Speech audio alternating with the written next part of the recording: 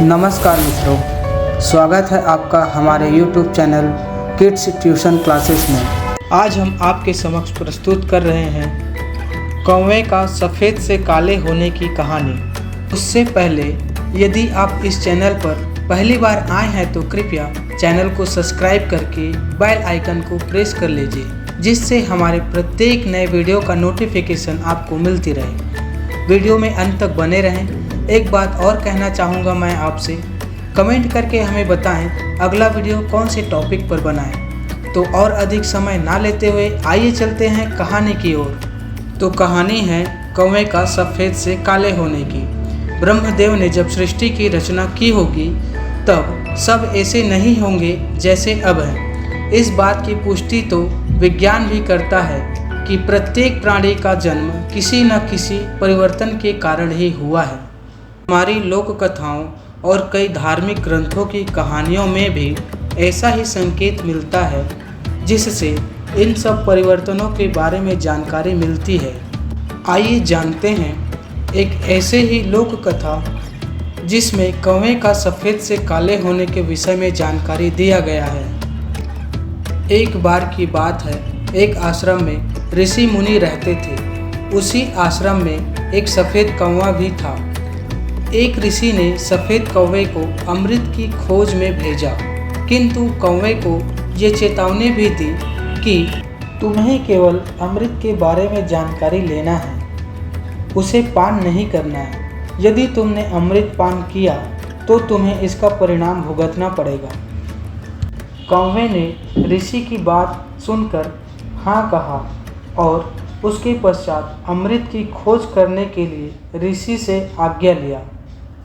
कौवे ने अमृत को बहुत ढूंढा और 1 महीने के कठोर परिश्रम के बाद कौवे को अंततः अमृत के विषय में जानकारी प्राप्त हो गया। अमृत देखकर उसे ऋषि की बात याद आया कि उन्होंने अमृत पान करने से मना किया था, किंतु वह इसे पान करने की तड़प को रोक नहीं सका और अमृत पान कर लिया। ऋषि कौवे को अमृत पान नहीं करने का आदेश दिया था।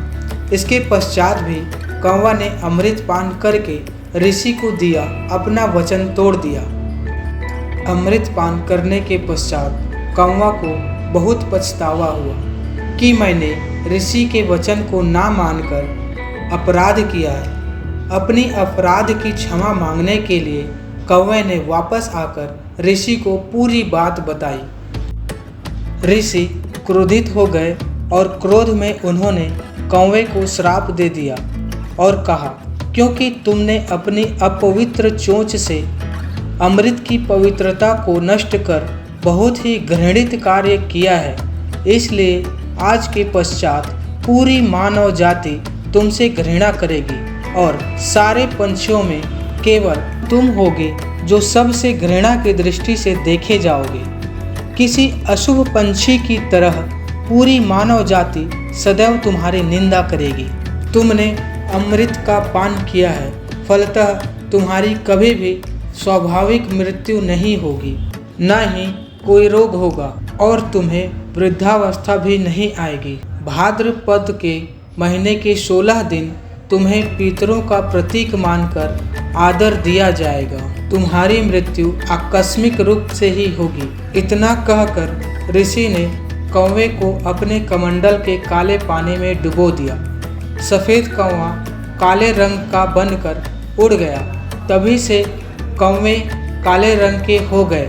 ये काले कौवे की कहानी लोक कथाओं के रूप में आज भी बहुत प्रचलित है, किंतु मैंने अनेक बार कई लेखों और मान्यताओं में किसी एक के किए गए कर्मों का दंड उसकी पूरी जाति को भुगतनी पड़ी हो, ऐसा देखा है। ये कहानी सत्य है अथवा केवल कल्पना है, इस बारे में कोई प्रमाण उपलब्ध नहीं है।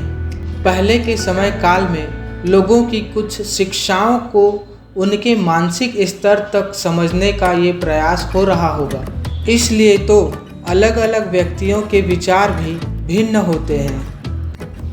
किंतु एक बात तो पक्की है कि जो जैसा कर्म करता है उसे उसका फल उसी प्रकार प्राप्त होता है। इसलिए हमें वही काम करना चाहिए जिसमें सबका भला हो और कोई कष्ट ना उठाना पड़े।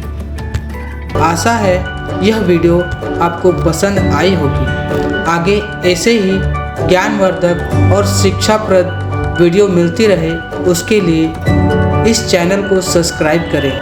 आपकी एक सब्सक्राइब हमारे लिए मूल्यवान है।